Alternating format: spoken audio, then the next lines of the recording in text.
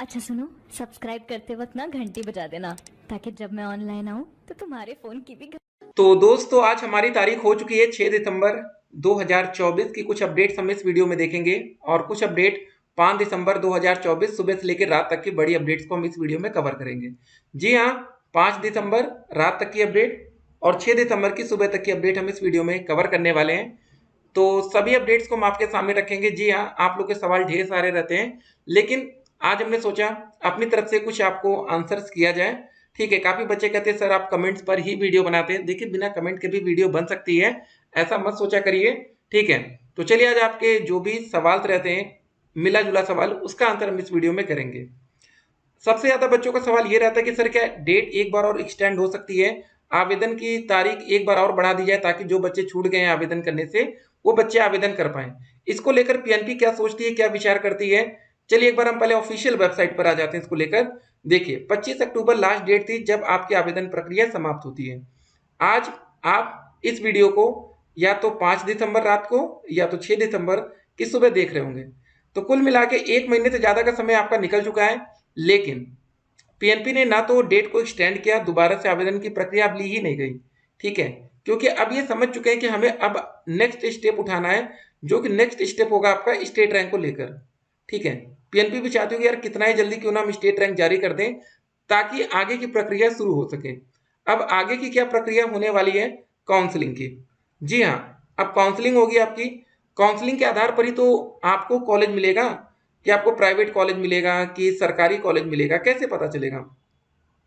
ये काउंसलिंग से ही आपको पता चल पाएगा कि प्राइवेट मिलेगा कि सरकारी। ठीक है, और आपको कॉलेज मिलेगा भी कि नहीं। एक बात और आपको बता दें, कुछ बच्चों का मिला जुला सवाल हमें ये मिला कि सर हमने ऑलरेडी पहले से ही हमने किसी कॉलेज में जाकर 5,000 रुपये दे दिया है। कोई बच्चा कहता है सर हमने 10,000 सबमिट कर दिया। एक बच्चे का कमेंट तो आपने देखा होगा, 50,000 तक की बात हो गई कि हमने कॉलेज में इतना एडवांस पैसा दे दिया। ठीक है, देखिए इतनी जल्दबाजी आपको ठीक नहीं होती। होता क्या है ना कि आप में से काफी बच्चों को अभी पता ही नहीं होता है कि डीएलएड का सिस्टम क्या है। अब काफी बच्चे ग्रेजुएशन कर रखे हैं। देखिए, अब आप लोग ने ग्रेजुएशन कर रखा है, कानपुर यूनिवर्सिटी से हमने ग्रेजुएशन मान लीजिए कर लिया, तो हर कॉलेज में आप जाते हैं, अलग अलग पैसा देते हैं, बात हो जाती है, काम हो जाता है। लेकिन जो डीएलएड का प्रोसेस है ना, बीटीसी का, ये सारा प्रोसेस पीएनपी के ही माध्यम से हो सकता है। परीक्षा नियामक प्राधिकारी, चाहे आप गाजियाबाद से एडमिशन लीजिए, चाहे वाराणसी से एडमिशन लीजिए, चाहे प्रयागराज जाइए, चाहे आगरा जाइए, चाहे बहराइच जाइए, कहीं पर जाइए, सारा प्रोसेस पीएनपी के हाथ में रहता है। तो उसी लिए सारी दिक्कतें होती हैं। अब सरकारी कॉलेज का देखिए सारा बोलबाला रहने वाला है। ठीक है, तो सरकारी कॉलेज हर जिले में आपको एक ही देखने को मिलेगा।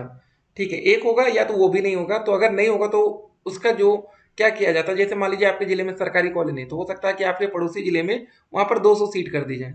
आपकी 100 सीटें आपके जिले की और उनके जिले की 100 सीटें, ऐसा भी आपको देखने को मिल सकता है। ठीक है, तो इस कॉलेज में क्या होता है, मेरिट थोड़ी सी कम जाती है। अब जहाँ 200 सीट्स हो गई, कहीं पर 100 सीट रहेगा, तो उस हिसाब से आपको मेरिट देखने को मिलेगी।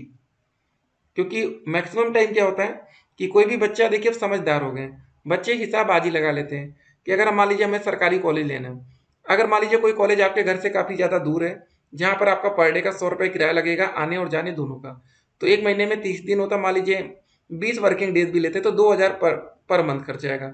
ठीक है, आपको लगभग 10 महीने तो जाना ही पड़ेगा। ठीक है, 2 महीने टीचिंग के हम माइनस करते हैं, तो 10 गुड़े 2,000, 20,000 रुपये खर्चा आ गया। ठीक है, और प्राइवेट कॉलेज में 41,000 आपकी फीस लगती है।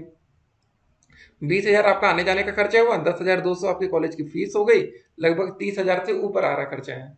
तो कुछ बच्चे सोचेंगे इससे अच्छा भैया प्राइवेट कॉलेज ले लो ना, तो कॉलेज जाने की टेंशन, उस टाइम में कुछ और वो तैयारी कर सकेंगे। तो ये आपके मन में एक सवाल आता है। तो देखिए ऐसे जो चीजें होती है, लेकिन इसमें एक और प्लस पॉइंट है। ये जो 20,000 आप देख रहे हैं मोटा मोटा साल भर का खर्चा मान लीजिए आता है आपका किराया, तो आप इसको हर मंथ अगर आपकी कुछ अर्निंग हो रही है आपके घर में, तो वो भी फायदा है। जैसे ईएमआई का आपने नाम सुन रखा है ना, अब प्राइवेट कॉलेज में आपको 41,000 एक साथ देना पड़ सकता है, लेकिन हाँ उसका भी जुगाड़ है। कुछ ऐसे प्राइवेट कॉलेज होते हैं जहाँ पर 20-20,000 करके आप 2 बार में दे दीजिए। ठीक है, ऐसा भी आप मैनेज कर सकते हैं। उसके बाद आप यहाँ पर देख सकते हैं डीएलएड प्रशिक्षण 2024 रजिस्ट्रेशन का विवरण। ठीक है, ये दोस्तों इसका प्रिंट 100% आपको देना ही पड़ेगा।